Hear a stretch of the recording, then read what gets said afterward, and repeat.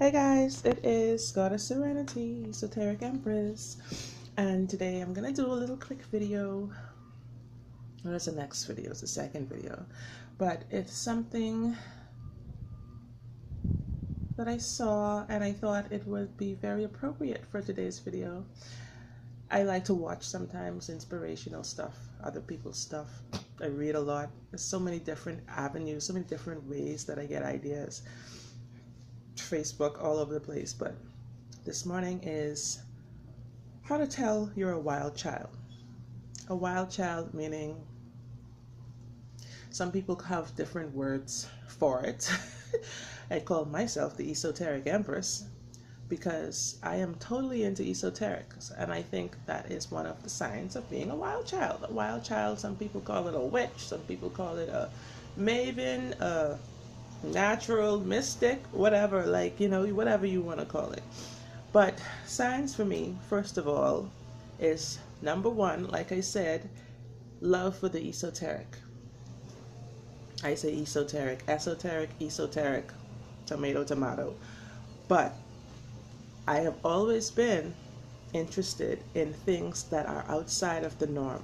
I have always loved things that are somewhat taboo, things that are metaphysical, topics that are not so much spoken about. I love those kinds of stuff. Black cats, crystals, feng shui, law of attraction. Yeah, all this good stuff, right? That's me.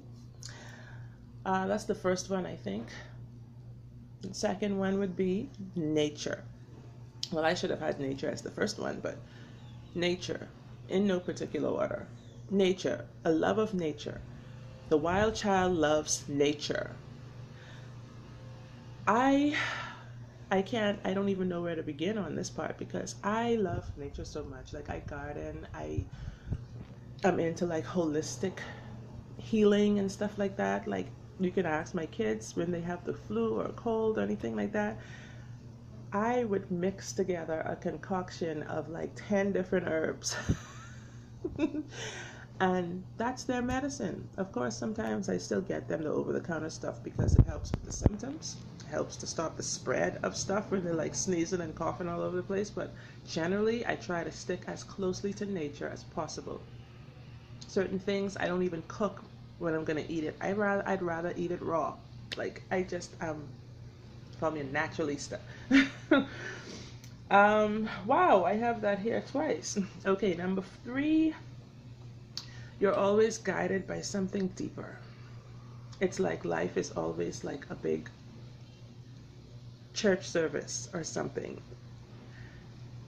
Like, you know that there's a higher power. You know that there are spirit guides. You believe in the magic of life. The magic with a K, not just with a C. Magic for me with a C is more of illusion, whereas magic with a K is intention. It is the manifestation of something real out of almost nothing but mind. You know what I mean? So yeah, guided by something deeper, being guided by something deeper. You know that there is a realm in this physical that we can see, and that there is a supernatural going on behind it all, and that you can't see. Now, you see signs of it, but generally people ignore that part. Generally people are like, it's all about these 5 senses that they have, these hands to touch, the nose to smell, the mouth to taste, the eyes to see, the ears to hear. That's where it stops for most people. But for the wild child, it goes so much deeper than that. It's so beyond that. What else? That was number, what, 3? 4? 3? Okay. So then for me, animals. Animals definitely are included in this list because the wild child is drawn to animals. The wild child would not just deliberately go out there and hurt an animal for no reason. The wild child thinks that the animal is a spirit as well, has a soul, that the animal just is not able to talk like humans, but that the animal feels. The animal is a part of nature. The animal is a being. The animal has life. So therefore you should not hurt it. The wild child loves animals. Like, the butterflies pass by. You look at them. People would generally just look at these things and be like, oh, that's beautiful. Yes, it's springtime. Look at the butterflies. Look at the birds. Some. Whereas the wild child looks at ants and it's like the most amazing thing in the whole world. Like, you can see a patch of ants like streaming along, going somewhere, right? You're like, where are they going? They work hard, don't they? What are they doing? Where did they come from? And instead of you killing them, you're gonna just sit there in awe and watch them, and then in the next couple of minutes when you look back, they're gone. You're like, what? That's nature, isn't it? Oh, I just love this stuff, man. But the wild child has a mind of his or her own as well. The wild child does not conform to standards set by society. The wild child does his or her, they march to the beat of their own drum. The wild child is not, when you see a wild child, you will know a wild child, definitely apart from everyone else, because they are going to stand apart. They're not going to physically stand apart, they might, but they're going to stand out then from the other rest in the group. And I know from I was a child, I can think back and remember like certain things. I got in so much weird incidences, like even with my family, over like candles, over like incense, over a lot of things that I just was naturally drawn to, and they couldn't understand it. And to this day now, it just, to me, it makes it that much more real in my mind that this is the path that I'm supposed to be on, because ever since I was a child, I was naturally drawn to the esoteric world, to the world of the mystical. And when you seek out the mystical in life, in the universe, the mystical also seeks you. And that's the wonderful part about this. And so I just want to reach out to all those people out there who feel out of place, who may or may not think that they're a wild child, but you're just different from most people. Hey, do you love yourself? Be yourself. Don't ever be afraid. Don't ever apologize for being who you are, because you are awesome. You are divine. You are an expression of the all that is.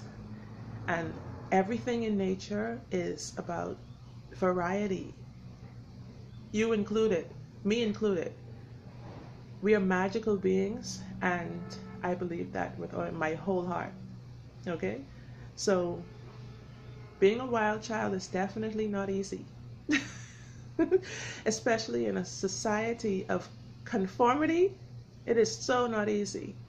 Sometimes I walk along the road and I'll pick up like, okay, what was the last herb or like bush I saw? There was cerasee. Cerasee, I see that a lot.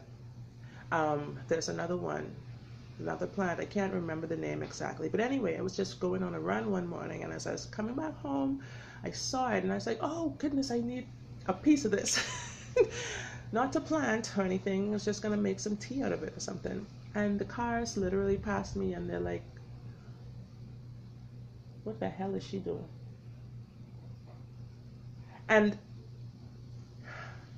this is just so preposterous, because what is wrong with picking a plant off of like a fence or something from a building that's abandoned, or like what is wrong with that? But anyways, just this message is sent out to all the wild childs, all the wild children out there. Stay wild, okay? Because guess what? The the attraction, people are drawn to that, you know. People are drawn to it, and you may feel out of place and weird sometimes and awkward, but you have something in you that nobody else has and that people are like really attracted to. They really admire it. So learn to love it. Learn to love yourself, because not everybody's going to come out and say, oh, I like the way you do this, or, you know, you're so different. They don't want to, their egos won't allow them sometimes to even say that. But deep inside, they just know it. So the more you walk in your own truth, the more powerful and magical you're going to be. So I'm going to go. Peace out. Namaste. Blessed be, wild children.